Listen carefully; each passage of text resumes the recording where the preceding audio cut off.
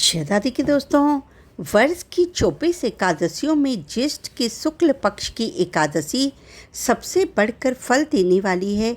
इस एकादशी का व्रत रखने से ही वर्ष भर की एकादशियों के व्रत का फल प्राप्त होता है। इस एकादशी में एकादशी के सूर्योदय से द्वादशी के सूर्योदय तक जल भी न ग्रहण करने का विधान होने के कारण इसे निर्जला एकादशी कहते हैं। ज्येष्ठ मास के दिन बहुत बड़े होते हैं और प्यास भी अधिक लगती है।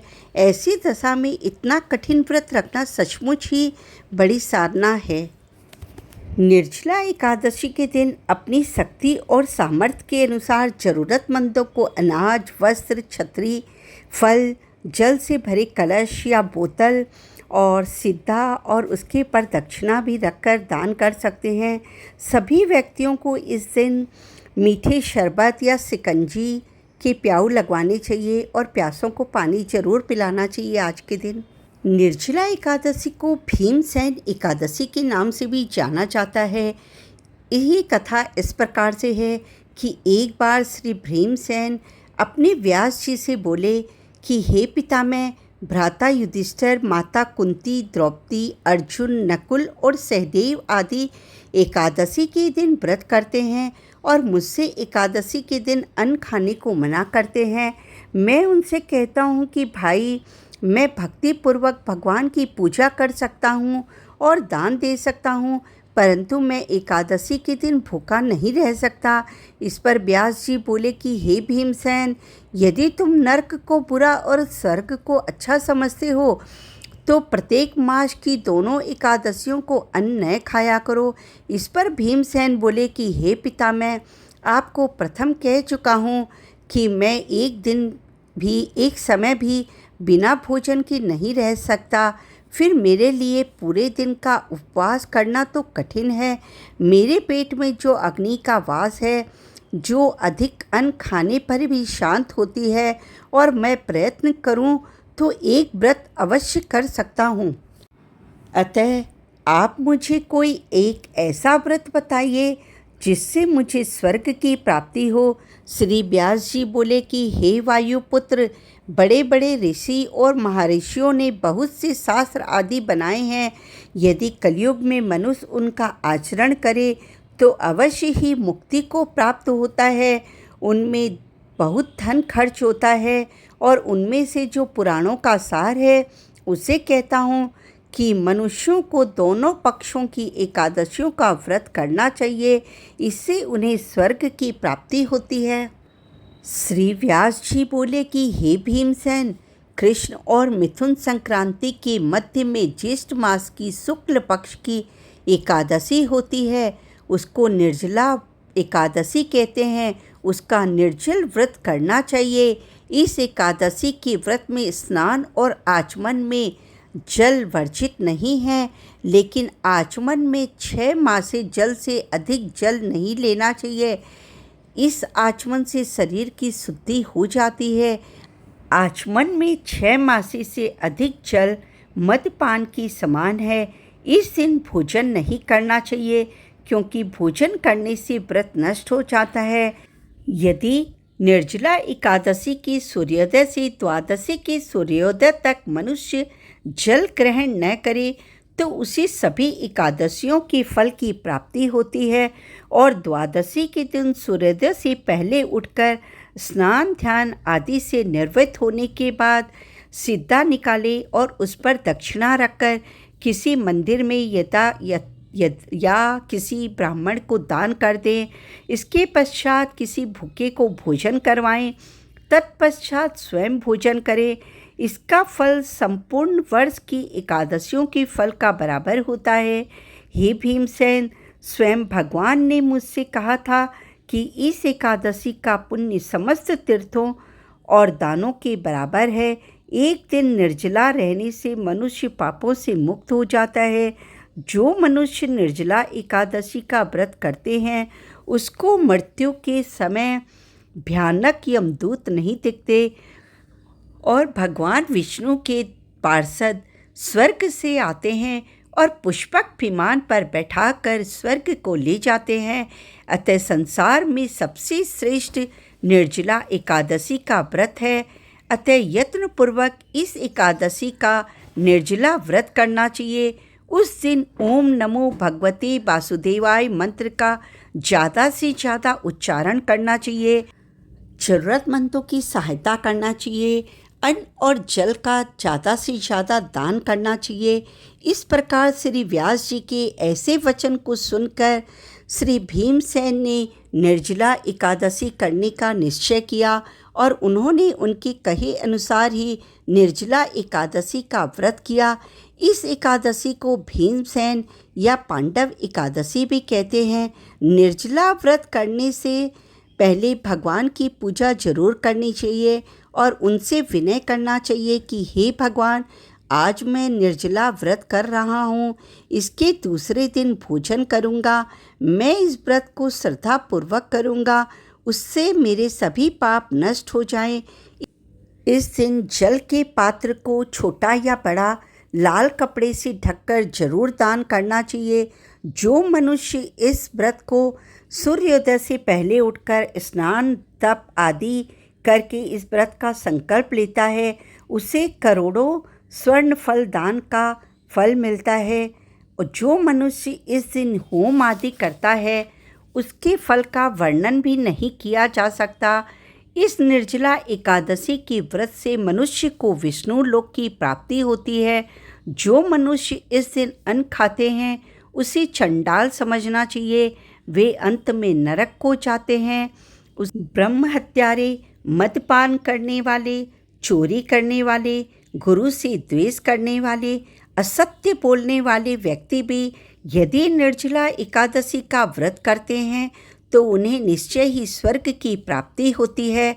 जो मनुष्य इस कथा को प्रेम पूर्वक पढ़ते हैं, सुनते हैं या दूसरों को सुनाते हैं, उनको निश्चय ही स्वर्ग की प्राप्ति होती है।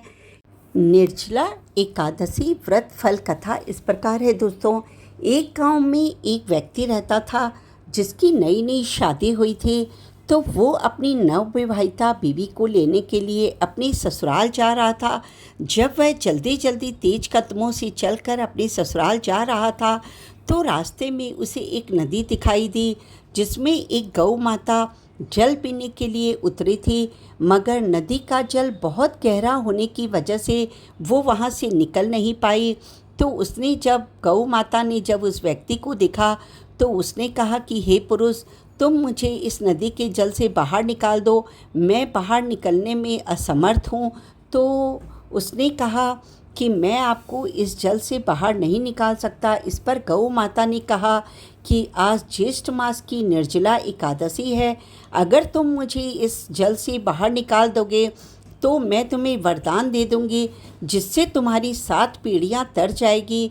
मगर उस पुरुष ने कहा कि नहीं, मैं पहली बार अपनी ससुराल जा रहा हूँ, यदि मैं आपको बाहर निकालने के लिए जल में उतरा तो मेरे वस्त्र गीले हो जाएंगे और मैं वहाँ अच्छा नहीं लगूँगा, इसलिए मैं आपको नहीं निकाल सकता। ये कहकर जब पुरुष वहाँ देख रहा था तभी गौ माता जल के अंदर और ज़्यादा जाने लगी और उन्होंने उसे श्राप दे दिया कि मूर्ख व्यक्ति, तुम समर्थ होते हुए भी तुमने एक जीव की सहायता नहीं की, इसलिए आज से 8वें पहर तुम गधे बन जाओगे। और ये श्राप देकर गौ माता उस जल में डूब गई। ये श्राप पाकर वह व्यक्ति बहुत दुखी हुआ और उसी दुखी मन से अपने ससुराल गया और ससुराल में सब लोग उसे देखकर बहुत खुश हो रहे थे, मगर उसके मन में वो गौ माता का जो श्राप था वो चल रहा था। वह दुखी मन से वहाँ गया और कहने लगा जाते ही कि मेरी बीवी को विदा कर दो, मैं अपने घर वापस जाऊँगा। तो ससुराल के सभी लोग कहने लगे कि इतनी क्या जल्दी है, 1-2 दिन यहाँ रहिए, उसके बाद हम आपको विदा कर देंगे। मगर वह जिद करने लगा। इस पर उसकी बीवी ने उसे एकांत में पूछा कि सभी लोग आपको इतना चाहते हैं और आपका इतना मान सम्मान कर रहे हैं, फिर भी आप घर जाने की जल्दी क्यों कर रहे हैं। इस पर उसने अपनी बीवी को सभी जो गौ माता की बात थी वो सारी बात बता दी। तो उसकी बीवी ने भी अपनी माँ से कहा कि नहीं, हमें विदा कर दीजिए, हम अपने घर वापस जाएंगे। और वे विदाई लेकर अपने घर वापस आ गए। जब 8वां पहर हुआ तो वो व्यक्ति गधा बन गया इस पर उसकी बीवी को बहुत दुख हुआ और वो अपने उसी गधे पति के साथ अपने घर में रहने लगी। धीरे धीरे घर में अन्न धन सभी की कमी आने लगी। तो उस स्त्री ने कहा कि आप मेरे साथ चलिए, मैं जाकर कोई मज़दूरी का कार्य करूंगी जिससे हमारा जो है काम चलेगा, जो भी हमारा गुजारा है वो हो जाएगा। तो वह उसके साथ अपनी बीवी के साथ चला गया गधे के रूप में। वहाँ जाकर उसने देखा कि गांव में राजा ने एक बहुत बड़ी कुआं बावड़ी खुदवा रही थी जहाँ पर उसे मज़दूरों की ज़रूरत थी। उस स्त्री ने वहाँ जाकर कहा कि भाई मुझे मज़दूरी पर रख लो। लोग जो वहाँ का जो महाजन था उसने उसे मज़दूरी पर रख लिया और वह वहाँ मट्टी उठाने का काम करने लगी। जो खुदाई से मट्टी निकलती थी वह उसे निकाल कर फेंक दिया करती थी। इस पर कई लोगों ने कहा कि भाई तुम्हारे पास गधा है तो तुम सर पर मट्टी उठाकर क्यों जाती हो, इस गधे के ऊपर रख के ले जाया करो। मगर उसने कोई भी जवाब नहीं दिया और वह इसी तरह सर पर मट्टी उठाकर ले जाती थी। जब राजा के पास ये बात पहुंची तो राजा भी उसे देखने के लिए आया और दूर खड़ा होकर सब कुछ देख रहा था कि वह गधे पर कुछ भी नहीं रखती है और अपने सर पर मिट्टी धो धोकर फेंकती है। तो राजा ने उससे कहा कि तुम्हारे पास जब गधा है तो तुम क्यों अपने सर पर मिट्टी उठाकर फेंकती हो। इस पर उसने राजा को अपनी सारी बात बता दी कि किस तरह से गौ माता की श्राप की वजह से मेरा पति गधा बन गया है। तो राजा ने कुछ विद्वानों को बुलाकर अपने राज्य में और पूछा कि भाई ऐसा क्या किया जाए कि इस मनुष्य को इस गधे रूप से मुक्ति मिल जाए। तो विद्वानों ने कहा कि यदि किसी ने 101 एकादशी का व्रत किया है और वो अपने व्रत का फल यदि इस मनुष्य को दे दे तो यह निश्चय ही गधे के रूप से मुक्त हो जाएगा। इस पर राजा ने पूरे राज्य में ढिंढोरा पिटवा दिया कि कोई भी मनुष्य ने यदि 101 एकादशी का व्रत किया है और वो अपनी एकादशी का फल यदि इस व्यक्ति को दे दे तो मैं उसे धन धान्य से संपन्न कर दूंगा। पर पूरे राज्य में कोई भी ऐसा व्यक्ति नहीं आया जिसने 101 एकादशी का व्रत किया था। एक बूढ़ी जाटनी आकर राजा से बोली कि राजा जी, मैंने 101 एकादशी का व्रत किया है मगर मेरी एक शर्त है कि मैं 100 एकादशी की व्रत का फल तो इस मनुष्य को दे सकती हूँ, मगर एक एकादशी जिसे निर्जला एकादशी कहते हैं उसके व्रत का फल मैं इस मनुष्य को नहीं दे सकती। तो इस पर राजा ने और उस स्त्री ने सहमति दे दी कि ठीक है।